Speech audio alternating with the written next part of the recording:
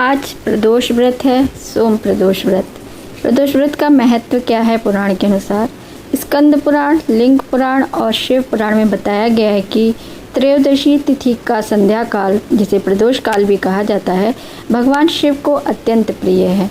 इस काल में जो भक्त व्रत, पूजन और आराधना करता है वह न केवल पाप मुक्त होता है बल्कि उसे जीवन में शांति, ऐश्वर्य, सौभाग्य और मोक्ष की प्राप्ति होती है। सोम प्रदोष व्रत विशेष रूप से उन भक्तों के लिए श्रेष्ठ माना गया है जिन्हें मानसिक शांति चाहिए, विवाह, संतान में बाधा आ रही हो, स्वास्थ्य संबंधी समस्या हो या चंद्र दोष हो या मानसिक असंतुलन हो। अब इस सोम प्रदोष व्रत की क्या विधि है संपूर्ण, इसे हम आगे जानेंगे। व्रत का समय है त्रयोदशी तिथि। त्रयोदशी तिथि के दिन ये व्रत रखा जाता है। आज त्रयोदशी तिथि है तो आज इस सोम प्रदोष व्रत है। प्रदोष काल में ही ये पूजन किया जाता है। सूर्यास्त से लगभग 45 मिनट पहले और 45 मिनट के बाद का समय प्रदोष काल का होता है। दिल्ली के समय अनुसार प्रदोष काल का समय 7:15 से 8:45 तक है। स्थानीय समय के अनुसार अलग अलग समय ये होगा। तो सूर्यास्त से 45 मिनट पहले और सूर्यास्त के 45 मिनट का बाद का समय आप पंचांग में देख सकते हैं। सुबह व्रत के दिन प्रातःकाल प्रातः स्नान करके सबसे पहले साफ वस्त्र धारण करें, हाथ में जल लेकर के यह संकल्प करें। संकल्प करना है, मम सर्व पाप क्षय पूर्वक सर्वाभीष्ट सिद्ध्यर्थम सोम प्रदोष व्रतम अहम करिष्ये। तो ये संकल्प लेकर के सुबह पहले लीजिए। फिर पूजा विधि किस तरह से करनी है?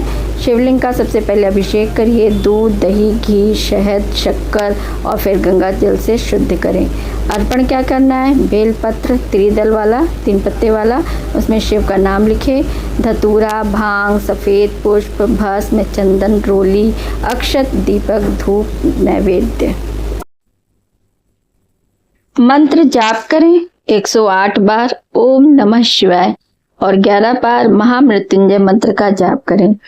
ओम त्र्यंबकम यजामहे सुगंधिम पुष्टिवर्धनम उर्वारुकमिव बंधनान् मृत्योर्मुक्षीयमामृतात्। ओम महामृत्युंजय मंत्र का 11 बार जाप करने के बाद सोम प्रदोष व्रत है तो सोम प्रदोष व्रत की कथा करें। जिस दिन जो वार पड़ता है उस प्रदोष व्रत की कथा करनी चाहिए। तो सोम प्रदोष व्रत कथा इस प्रकार से है। प्राचीन समय में एक नगर में एक विधवा ब्राह्मणी अपने पुत्र के साथ रहती थी। वह अत्यंत धर्मपरायण थी और शिव भक्ति में लीन रहती थी। उसका पुत्र भी शिव मंदिर में सेवा करता। एक दिन वह लड़का खेलते समय एक राजकुमार का मित्र बन गया। दोनों में प्रगाढ़ मित्रता हो गई। कुछ समय बाद शत्रु सेना ने राज्य पर आक्रमण किया और राजा मारा गया। राजकुमार को अपने मित्र के साथ ब्राह्मणी के घर शरण लेनी पड़ी। ब्राह्मणी ने अपनी पूजा से अर्जित पुण्य का फल राजकुमार को दिया और सोम प्रदोष व्रत करने की प्रेरणा दी। शिव कृपा से राजकुमार ने राज्य पुनः प्राप्त कर लिया और ब्राह्मणी पुत्र को मंत्री बनाया। दोनों जीवन भर शिव भक्ति में लगे रहे। इस तरह यह कथा हमें सिखाती है कि प्रदोष व्रत न केवल स्वयं के लिए बल्कि दूसरों के कल्याण के लिए भी किया जा सकता है और इसमें अद्भुत चमत्कारी शक्ति होती है।